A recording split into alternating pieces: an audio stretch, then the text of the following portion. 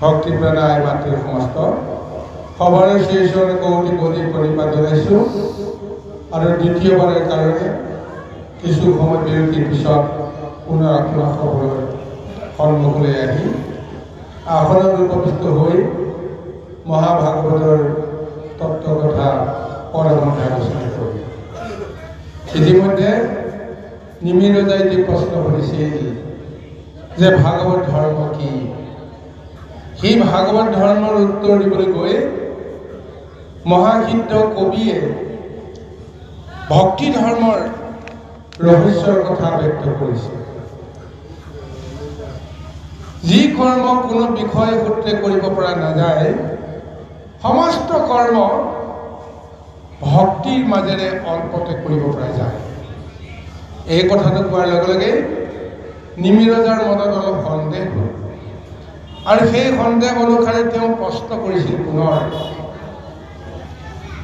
যে সিদ্ধজন, যে মই বুজিব পৰা নাই যে এটা মনুষ্য জীৱনতে আজন্মৰ সংস্কাৰ কেনেকৈ মুক্ত হ'ব পাৰে। কোটি কোটি জন্মৰ পুণ্যৰ ফলত মনুষ্য জন্ম পায়, সেই মনুষ্য জন্মেও কোনো কাৰ্য সাধন নকৰিব নোৱাৰে। সেইকাৰণে পুনৰ আকৌ মনুষ্য জন্ম ত্যাগ কৰি অন্য জন্মলৈ যাব লগা হৈ যায়। এনে ক্ষেত্ৰত যিটো ভক্তি ধৰ্মৰ কথা ক'লা, সেই ভক্তি ধৰ্মৰ ৰহস্যটোৰ কথা মই বুজিব পৰা নাই, গতিকে বুজি পাব লাগে, আপুনি বুজাই কওক। ইয়াৰ পিছতে এতিয়া কবিয়ে ভক্তি যিটো মহা আশ্চৰ্যকৰ যিটো ৰহস্য মহিমা, সেইখিনি ক'বলৈ গৈ আছে যে হে মহাৰাজা, তুমি ভক্তিক যদি তুমি প্ৰেমত পৰিণত কৰিব পাৰিবা, অৰ্থাৎ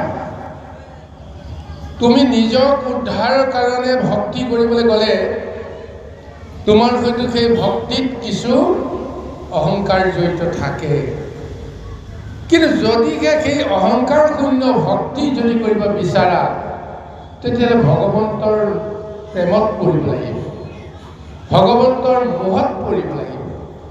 ভগৱন্তৰ প্ৰেম আৰু মোহত আসক্ত হৈ ভগৱন্তক যদি প্ৰেম কৰা, সেই প্ৰেমকে কোৱা হৈছে প্ৰেম ভক্তি। যি কাৰ্য অন্য কোনো ব্যৱস্থাৰে সম্ভৱ কৰিব পৰা নাযায়, সেই কাৰ্য ঈশ্বৰক প্ৰেম ভক্তি কৰিব পাৰিলে সাধন হ'ব। সেইকাৰণে কৈছে তেওঁ, হে মহাৰাজা, এইটো শংকা মনতো নানিবা কৰাচিত, শুনিও কৰ নামৰ মহিমা বিপৰীত। ভক্তি কৰে কিহৰ অৱলম্বনত? নামৰ অৱলম্বনত। নামৰ তত্ত্ব, নামৰ শক্তি, নামৰ ৰহস্যৰ অৱলম্বনতেইতো ভক্তি ব্যৱস্থাটো সাঙুৰ খাই আছে। সেইকাৰণে কৈছে ইটো হৰি নাম মহা ইটো হৰি নাম ধৰ্ম মহাকুইঘটম ইহাতৰ বিশ্বাস যাৰ সেই নৰুত্তম নৰৰ ভিতৰত যিজন আটাইতকৈ উত্তম সেইজনক কোৱা হৈছে নৰ উত্তম নৰোত্তম কি কৰিলে তেওঁ নৰৰ উত্তম হ'ব পাৰে তেওঁ যদি হৰি নামৰ ধৰ্মৰ গুইঘটম ৰহস্যটো যদি তেওঁ লাভ কৰিব পাৰে তেতিয়াহ'লে তেওঁ সেই হৰি নামৰ জৰিয়তে নিজৰ উত্তমতাটো প্ৰকাশ কৰিব পাৰে শ্ৰেষ্ঠ বুলি গণ্য কৰিব পাৰে গতিকে চাওক গুৰুসকল আজি নৰোত্তম বুলি ভগৱন্তক কৈছে নৰৰ ৰূপে যেতিয়া তেওঁ জন্মগ্ৰহণ কৰি লীলা কৰিছে তেতিয়াহ'লে সেই ৰূপে তেওঁ নৰোত্তম হোৱা নাই যেনে বাৰু কপিল মহাপ্ৰভুৱে নৰৰ ৰূপে জন্মগ্ৰহণ কৰিছে তেওঁ নৰোত্তম হৈছে ৰামচন্দ্ৰই নৰৰ ৰূপে জন্মগ্ৰহণ কৰিছে তেওঁ নৰোত্তম হৈছে আৰু এতিয়া কৃষ্ণয়ো নৰৰ ৰূপে তেওঁ পৰিচয় দিছে গতিকে চাবলৈ গ'লে তেওঁ নৰোত্তম হৈছে কৃষ্ণয়ো ভক্তি কৰিছে কোনোবা শক্তি হয়নে নহয় কওকচোন কি ৰূপত কৰিছে নৰৰ ৰূপেইতো কৰি আছে নৰৰ ৰূপে জন্মগ্ৰহণ কৰাৰ কাৰণে তেওঁ নিজক নিজে পূজা কৰি নকৰি তেওঁ শিৱক পূজা কৰিছে কথাবিলাক হয়নে নহয় বাৰু কওকচোন বাৰু কৃষ্ণই কৃষ্ণক যোজনা নকৰি অন্য এটা কল্প অন্য এটা ৰূপ শিৱ ৰূপত তেওঁ সেই কল্পনাটো কৰিছে পূজাটো কৰিছে ৰামচন্দ্ৰই ঠিক তেনেকৈ নিজেই নিজক পূজা নকৰি অন্য এটা কল্প শিৱক পূজা কৰিছে গতিকে সেই পূজাৰ মাজেৰে আমাক দেখুৱাই দিছে যে হৰি নামৰ যিটো কুইঘটন ধৰ্ম ভাগৱতৰ সেয়াই হৈছে ধৰ্ম ভজে মাধৱক নাম স্মৰে সৰ্বক্ষণে একে দায়ে সিজে তাৰ তিনি প্ৰয়োজন যদিহে মাধৱক তেওঁ যদি সৰ্বক্ষণে ভজনা কৰে তেওঁ একেটা কাৰ্যতে তিনি কাৰ্য সাধন হয় কি তিনি কাৰ্য সাধন হয় ধৰ্ম অৰ্থ কাম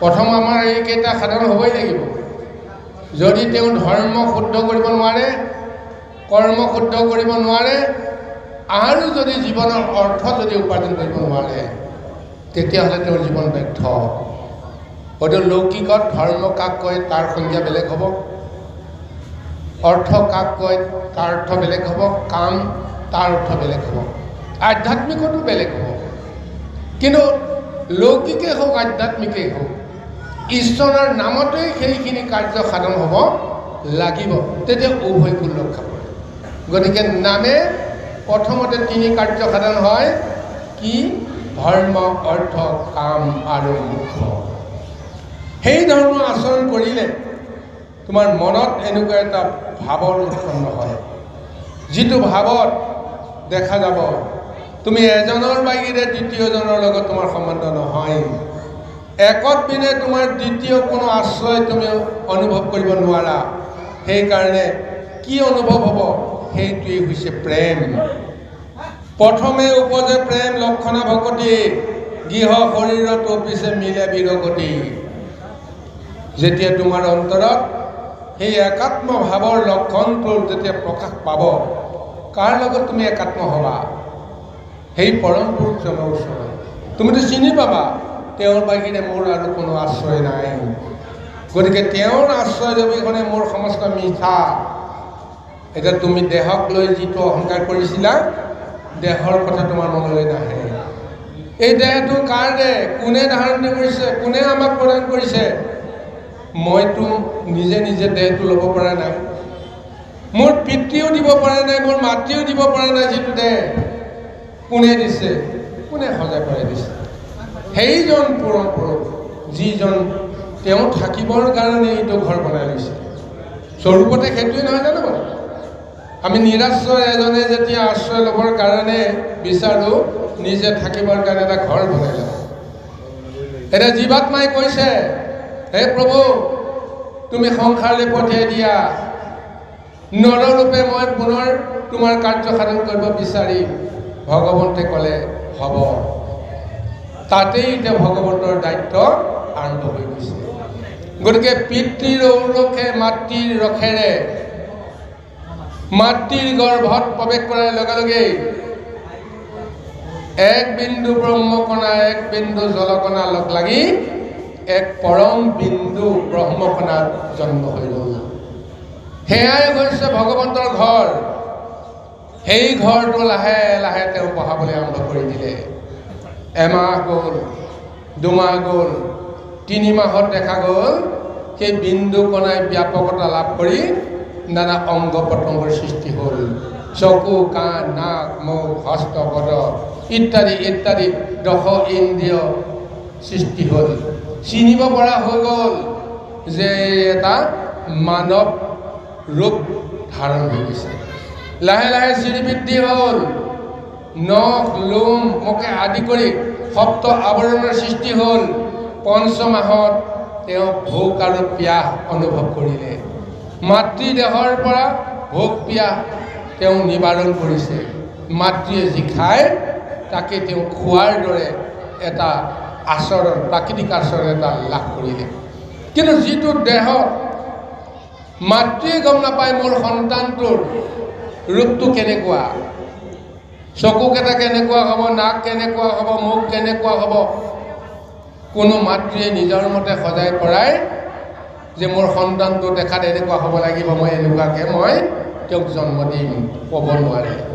কোনো পিতৃয়েও ক'ব নোৱাৰে মোৰ সন্তানটো এনেকুৱাই হ'ব বুলি।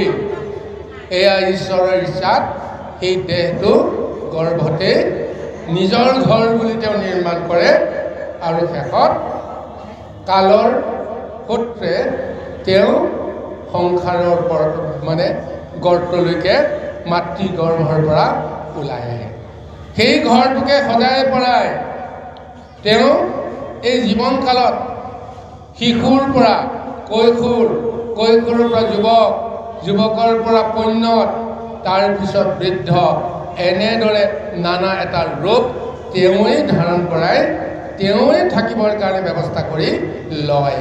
সেই ঘৰতে থাকি তেওঁ কৰ্ম কৰে, লীলা কৰে, জীৱক সংগদান দিয়ে, জীৱক মুক্তিদান দিবৰ কাৰণে তেওঁ ৰৈ থাকে। সেই জীৱই পূৰ্বতে কৈছিল তোমাৰ কৰ্ম কৰিম, সেইকাৰণে ভগৱন্তে মনে মনে থাকে মায়া সংসাৰলৈ আহি। তেওঁ ক'ব নোৱাৰা এটা অৱস্থাত থাকে, তুমি মোৰ কাম কৰিম বুলি আহিছিলা, কৰা, মই তোমাৰ লগত আছোঁ। কিন্তু সেই জীৱই মায়ামোহত পৰি যেতিয়া একো কৰিব নোৱাৰে, তেতিয়া ভগৱন্তে মনে মনে তেওঁৰ ওপৰত বিতুষ্ট হয়। কিন্তু যেতিয়াই সৌভাগ্যক্ৰমে তেওঁ যেতিয়া ঈশ্বৰৰ নাম ল'ব, ঈশ্বৰৰ প্ৰেম ভক্তিত যেতিয়া তেওঁ নিমজ্জিত হ'ব, তাৰপিছত এই জ্ঞানটো আহিব যে এই দেহটো আচলতে মোৰ নহয়, ঈশ্বৰে বনাই দিয়া দেহ। এই দেহৰ প্ৰতি মোৰ কোনো লোভ মোহ থাকিব নোৱাৰে। গতিকে এইকাৰণে গৃহ শৰীৰত তেওঁৰ কোনো আসক্তি নাথাকে। প্ৰেমৰ আস্বাদক কৃষ্ণ মূৰ্তি স্ফূৰ্তি হয়। এই গৃহত তেওঁ যাক দেখে সেইজন হৈছে কৃষ্ণ। কৃষ্ণই যেতিয়া মূৰ্তি লৈ যিটো গৃহত থাকিব, সেই গৃহটো মোৰ বুলি কোনে দাবী কৰিব পাৰে?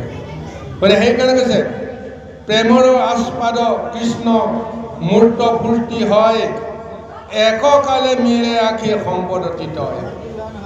যেতিয়াই তেওঁ নিজৰ দেহত কৃষ্ণ দৰ্শন হ'ব, তেতিয়া এক মুহূৰ্ততে তেওঁ 3 কাৰ্য সাধন হৈ যায়। আৰু লগতে কৈছে আতিশয় ক্ষুধাত ভুঞ্জন্তে যেন মতে, সিজে 3 প্ৰয়োজন প্ৰত্যেকে গ্ৰাসতে, হোৱে তুষ্ট দেহ পুষ্ট, ক্ষুধা গুচি যায়, প্ৰেম ভগতিৰ ৰাজা শুনা অভিপ্ৰায়। আৰু সেইকাৰণে কৈছে যদিহে সঁচাকৈ এই গৃহ শৰীৰত কৃষ্ণ দৰ্শন হয়, কৃষ্ণ দৰ্শনৰ সূত্ৰে তেওঁ সেই কৃষ্ণ প্ৰেমত আসক্ত হৈ এনেকৈ নিমজ্জিত হৈ যায় যেন এগৰা খোৱাৰ লগে লগে আৰু খাবলৈ প্ৰয়োজন নাই, পৰম তৃপ্ত হৈ যায়। ঠিক তেনেদৰে কৃষ্ণক তুষ্ট বুলি জ্ঞান কৰি কৃষ্ণৰ চৰণত যেতিয়া তেওঁ শৰণাপন্ন হ'ব, কৃষ্ণক তেওঁ এৰিব নোৱাৰিব। এয়াই হৈছে প্ৰেম আৰু ভকতি। আৰু সেই ভকতি কেনেকৈ হয়? অল্প ভকতিত হোৱে প্ৰেম আতি পুষ্ট, কিঞ্চিতো ভোজনে যেন কিছুমানত পুষ্ট। এইখন বিষয় জগতত বিষয় ভোগৰ কাৰণে আমাক বিস্তৰ খাদ্যৰ প্ৰয়োজন। কিন্তু যদি মনৰ জগতত, হৃদয় জগতত সেই আত্মপুৰুষক যি খাদ্য লাগে, সেই খাদ্যৰ যদি আমি যোগান ধৰিব পাৰোঁ, তেতিয়াহ'লে বিস্তৰ খাদ্যৰ কোনো প্ৰয়োজন নাই। লৌকিকত ক্ষুদ্ৰ অন্ন অকণমান খাই, অকণমান পাত্ৰত লাগি থকা শাকৰ অকণমান কণা এটা হাতৰ আঙুলিৰ আগত লৈ পৰম তৃপ্তিৰে ভোজন কৰি কৃষ্ণই কি কৰি পেলালে? সমস্ত জগতক ভোগ আৰু পিয়াহৰ পৰা, ক্ষুধাৰ পৰা মুক্ত কৰাই দিলে। কাৰ ভক্তিৰ কাৰণে? কাৰ প্ৰেম ভক্তিৰ কাৰণে? এগৰাকী শান্তি সতী নাৰী ভক্তিত, দ্ৰৌপদীৰ মহাভক্তিত খন্তেকৰ কাৰণে সমস্ত জগতক, সমস্ত জীৱকে তেওঁ ক্ষুধা আৰু তৃষ্ণা নিবাৰণ কৰি দিয়ে। হয়নে নহয় কওকচোন বাৰু? ঈশ্বৰ তুষ্ট হ'লে জগত তুষ্ট হৈ যাব। তুষ্মিন তুষ্টে জগত তুষ্ট। গতিকে ভগৱন্ত যদি তুষ্ট হয়, তেতিয়াহ'লে তেওঁ কোনো বাহ্যিক খাদ্যৰ প্ৰয়োজন নহয়। যেতিয়া এজন তপস্বীয়ে যেতিয়া ধ্যান কৰিবলৈ যাব, তপস্যা কৰিবলৈ যাব, সেই ধ্যান আৰু তপস্যাৰ নামত দেহত কি খাদ্য যোগান ধৰে? তেওঁতো আহাৰ পানীৰ কথা বাদ দিয়ে, কেৱল বতাহাৰ খাই থাকে। বতাহাৰ খাই খাই কৃষ্ণক ধ্যান কৰোঁতে কিমান দিন গুচি যায় ক'ব নোৱাৰে। তেতিয়াহ'লে কোনে তেওঁক জীয়াই ৰাখিছে? আমি পুৱাৰ খাদ্যভাগ যদি কিবা কাৰণত এঘণ্টা যদি পলম হয়, তেতিয়াহ'লে দুপৰীয়ালৈকে আমাৰ স্বাস্থ্যৰ কি অৱস্থা হ'ব নিজেই গম পাওঁ। দুপৰীয়াও যদি নাখাওঁ, সন্ধিয়ালৈ আমাৰ দেহৰ অৱস্থা কি হ'ব জানি ল'ব। খোজ কাঢ়িব নোৱাৰা হ'ম, বিচনাত পৰিব লগা অৱস্থা এটা হ'ব। তেতিয়াহ'লে এনেদৰে এসাঁজ বা এদিন যদি আমি খাবলৈ নাপাওঁতেও যদি আমাৰ শৰীৰৰ দুৰ্বলতা হয়, তেতিয়াহ'লে হাজাৰ হাজাৰ বছৰ তপস্যা কৰি থকা জনে এই দেহটোক কেনেকৈ ধাৰণ কৰি আছে? অৰ্থাৎ বিষয় খাদ্য তেওঁলোকৰ মনত নাই। কি খাদ্যৰ প্ৰয়োজন আছে দেহত? কেৱল নামৰ খাদ্য, নামৰ আহাৰ। যিজনে যিটো বিচাৰে, আচলজনে যিজনে দেহত আছে, শৰীৰত আছে, যিজন নাথাকিলে সমস্তবিলাক অসাৰ, সেইজনে কি বিচাৰে? তেওঁৰ নাম বিচাৰে, তেওঁৰ গুণ বিচাৰে, তেওঁৰ তত্ত্ব বিচাৰে। আৰু সেইখিনিক লৈ কোনোবাই যদি জগাবলৈ যত্ন কৰে, তাতেই প্ৰভু ভগৱন্ত তুষ্ট হয়। ভগৱান তুষ্ট হ'লে তেওঁক কোনো কাৰণৰ খাদ্যৰ প্ৰয়োজন নহয়। গতিকে সেইকাৰণে সেই নামৰ জৰিয়তে ভগৱন্তৰ লগত প্ৰেমৰ সূত্ৰডাল আমি সুন্দৰভাৱে আমি ধৰি ৰাখিব পাৰোঁ। সেই অল্প ভক্তি যদিও কৰে, তথাপিও কৃষ্ণ তুষ্ট হ'ব পাৰে। সেইকাৰণে কৈছে, অল্প ভকতিত সোমাই প্ৰেম আদি তুষ্ট, কিঞ্চিত ভোজনে যেন কিছুমানৰ তুষ্ট, উপজে পৰম প্ৰেম একান্ত ভজনে, মিলে মহাতুষ্ট যেন প্ৰচুৰ ভোজনে। প্ৰচুৰ ভোজনত যিটো মহাতৃপ্তি পাবলৈ আমি বিচাৰোঁ, অল্প ভোজনতে সেইখিনি তুষ্ট হৈ যায়। যদিহে সেয়া ঈশ্বৰৰ দ্ৰব্য বুলি যদি আমি গ্ৰহণ কৰিব পাৰোঁ, ঈশ্বৰৰ দ্ৰব্য বুলি, ঈশ্বৰৰ প্ৰসাদ বুলি যদি আমি গ্ৰহণ কৰিব পাৰোঁ, তেতিয়াহ'লে যত সামান্য আহাৰে কৃষ্ণ নামত মহাপ্ৰসাদত পৰিণত হৈ যায়। চাওকচোন বাৰু, এটা ইমান ডাঙৰ শৰীৰৰ ব্যাধিয়ে যিমান যন্ত্ৰণা দিয়ে, অকণমান মহৌষধ দেহৰ ভিতৰত পৰাৰ লগে লগে শৰীৰ সুস্থ হৈ যায়। এটা ইনজেকশ্যনত, এটা বেজী মানে বেজীত যিটোৰ ঔষধ কিমান পৰিমাণৰ থাকে? সামান্য পৰিমাণৰ ঔষধ পানীৰ লগত মিহলাই, অন্যান্য দ্ৰব্যৰ লগত মিহলাই প্ৰয়োগ কৰে। সেইখিনি প্ৰয়োগ কৰি দিলে আমাৰ দুৰাৰোগ্য ব্যাধিটো দূৰ হৈ যায়। এয়া জানো মকৰ দাস নহয় জানো বাৰু? এয়া পৰম শক্তি নহয় জানো বাৰু? চিন্তা কৰি চাওক, হয়নে নহয়? আমাৰ এই বড়িটোত যিটো আমি কৈছোঁ বড়ি বা পিল বুলি কওঁ, ইয়াত বেছিভাগ বস্তু কি থাকে? বেছিভাগ বস্তু পাউডাৰ থাকে, পিঠাগুড়ি সদৃশ দ্ৰব্য কিছুমান থাকে, আৰু আচল যিটো ঔষধ সামান্য পৰিমাণৰ তাত যুক্ত হৈ আছে। সেই পৰিমাণৰ ঔষধ আমি সেৱন কৰি দিয়াৰ লগে লগে আমাৰ ব্যাধি দূৰ হৈ যায়। তদ্ৰূপ এই একান্ত ভক্তি যদি অল্প সময়ো নিৰ্গুণভাৱে যদি কৰিব পাৰোঁ, সেই ভক্তিৰ ফল আমি গোটেই সৰ্বশৰীৰে অমৃত ভোজন কৰাৰ মহাফল লাভ কৰিব পাৰে। চিন্তা কৰি চাওক, 24 ঘণ্টাই অহৰহ এই বিষয় সংসাৰ কোনো এজন লোকে প্ৰেম ভগতিত নিমজ্জিত হৈ একান্ত হ'ব নোৱাৰে ভগৱন্তৰ নামত। বেজীৰ আগত যদি এটা মাৰ্বল অকণমান সময় স্থিৰ কৰি ৰাখিব পৰা সময়ো যদি আমি মন চিত্ত বুদ্ধিক একাত্ম কৰি ঈশ্বৰ ধ্যান কৰিব পাৰোঁ, সেই অল্পখনতে ভগৱন্ত তুষ্ট হৈ পৰে। তাৰপিছততো বিষয় আহিলেতো আমাক আকৌ কামনা বাসনাই আমাকতো নিশ্চয় লগ ল'বই। আজি এতিয়া বৈকুণ্ঠ সাজি ঈশ্বৰৰ নাম কীৰ্তন কৰি আছোঁ, এইখিনি সময়ত সংসাৰৰ কোনো তাপে আমাক পোৱা নাই, গৃহৰ বিষয়ে আমাক ঢুকি পোৱা নাই, এইখিনি সময়ত আমি শুদ্ধ হৈ আছোঁ।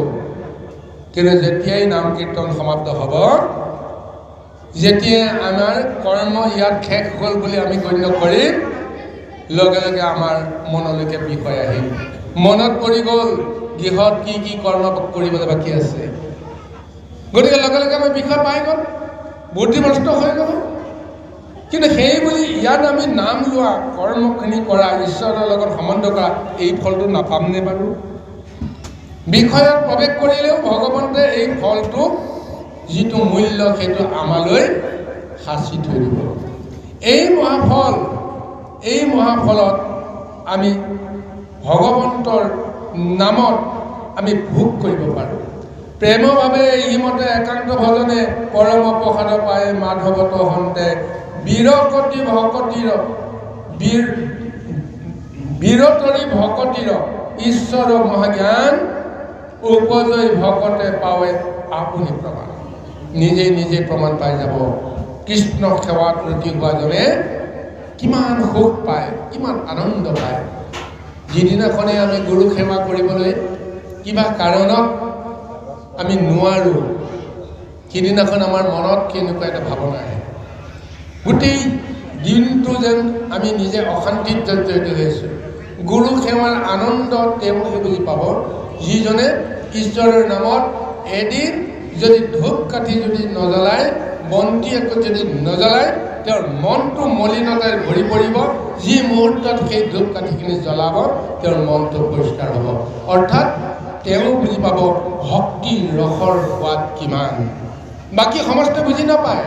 আজি নিমিৰলাক এইকাৰণে সিদ্ধ পুৰুষ কবিয়ে আজি এই ৰহস্য ঘন নামৰ বা প্ৰেম ভকতিৰ এই মহিমাৰ কথা কৈ আছে। এই প্ৰেম ভকতি নিমজ্জিত হ'লেই যি নাম লোৱা যাব, সেই নামক আজি গুৰু দুজনাই সুন্দৰভাৱে নিবন্ধ কৰি দিছে। এক নামে যতেক পাপ সংহৰিত পাৰে, ততেক পাতকে পাপ কৰি তেনেকুৱা। গোটেই জীৱনটোত এজন পাত্ৰীকে যিমান পাপ কৰে, সেই পাপবিলাক মোচন কৰিবৰ কাৰণে এক নাম, এক মুহূৰ্ত, এক নিমেষ, এক ক্ষণ যদি তেওঁ শুদ্ধ চিতে ল'ব পাৰে প্ৰেম ভকতিৰে, সেই প্ৰেমে, সেই নামে দেহৰ ভিতৰৰ সমস্ত পাপ দূৰ কৰিব পাৰে। যি পাপ গোটেই জীৱনটোতে তেওঁ কৰিব পাৰে, এয়াই হৈছে নামৰ প্ৰেমৰ মহাৰস। আৰু সেইকাৰণে কৈছে, ঐ চিত্ত শান্ত কুশয় বিষয় ব্যাকুল, কদাচিত নেৰয় আৰু কৃষ্ণৰ পাদমূল। এবাৰ যদি কৃষ্ণক দৃঢ়ভাৱে বিশ্বাস কৰি লয়, সেইজনে কোনো কালে কৃষ্ণক ত্যাগ কৰিব নোৱাৰে। এয়াই হৈছে প্ৰেম, যাৰ কথা নাভাবিলে তেওঁ নিজে কোনো কাৰণতে সুস্থ অনুভৱ নকৰে। এই প্ৰেমত আমি আবদ্ধ হ'ব লাগিব কাৰ প্ৰেমত? কৃষ্ণ প্ৰেমত, যিজনে মোৰ লগত সহবাস কৰি আছে। আহক প্ৰভু।